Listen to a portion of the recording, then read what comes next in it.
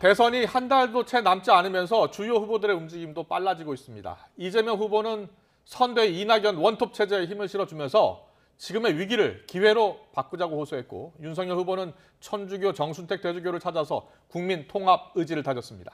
이런 가운데 여야는 코로나19 확진자가 대선 당일 오후 6시 이후 투표하는 방안에 대한 논의를 이어가고 있습니다. 취재기자 연결합니다. 김승환 기자. 네, 국회입니다. 네, 이재명 후보 예정에 없던 선대회에 참석했습니다. 이낙연 위원장에게 힘을 실어줬다라고 봐야겠죠?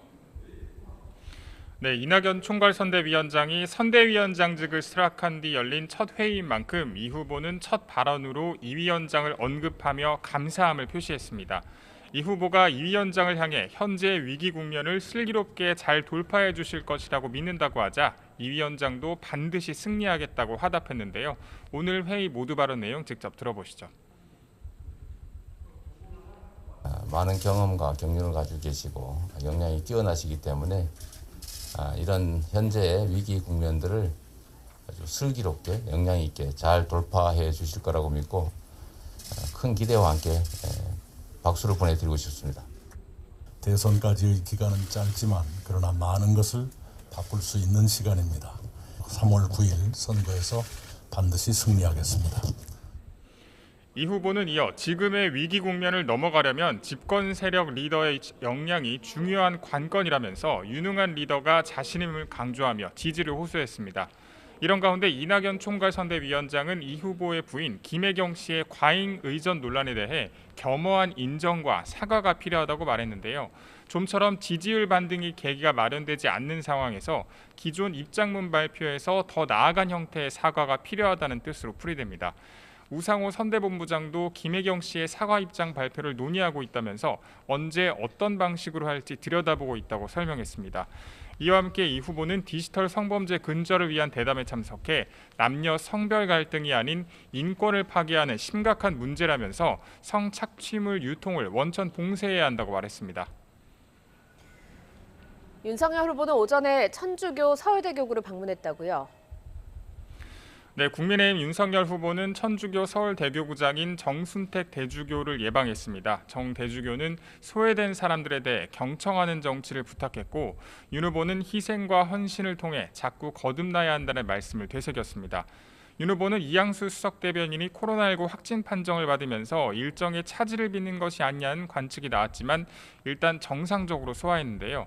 윤 후보는 자가진단 키트로 코로나19를 자주 검사한다면서 아직 별 문제는 없다고 해명했습니다. 이런 가운데 윤 후보는 아침에 공개된 언론 인터뷰에서 문 정권에서 불법과 비리를 저지른 사람들도 법에 따라 처벌을 받아야 한다고 주장했는데, 청와대는 불쾌감을, 이재명 후보도 당황스럽다고 유감스럽다는 입장을 내놓았습니다. 윤 후보는 청와대를 겨냥해 스스로 생각했을 때 문제가 없으면 불쾌할 일이 뭐가 있겠느냐며 반문했는데요. 이 내용도 직접 들어보시죠.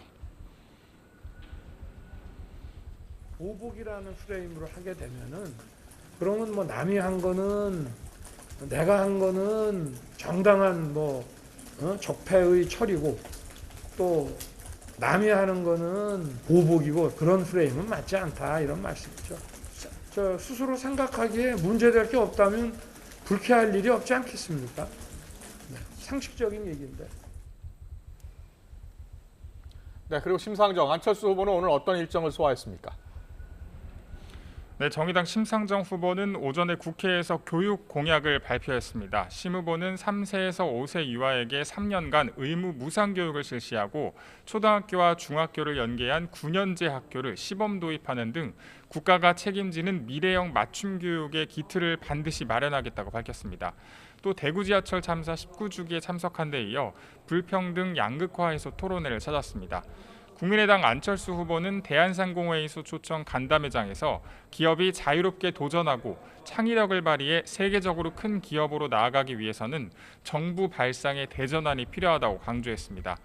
또 앞서 윤 후보가 단일화 결정을 10분 만에도 할 수 있다는 언론 인터뷰 발언에 대해서는 일방적인 생각을 갖고 계신 게 아닌가 우려된다는 입장을 내놨습니다.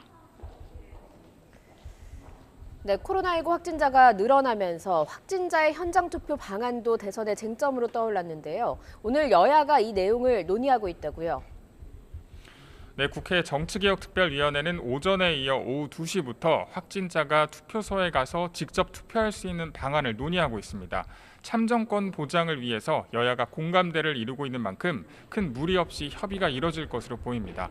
애초 오후 6시에서 9시 사이 확진자만 별도로 투표하도록 하는 선거법 개정안이 거론됐었는데요. 선관위에선 공식적인 투표 시간 연장 없이도 확진자가 오후 6시 전후로 다른 동선을 통해서 투표하도록 관리할 수 있다는 의견을 내면서 현재 논의가 길어지고 있습니다.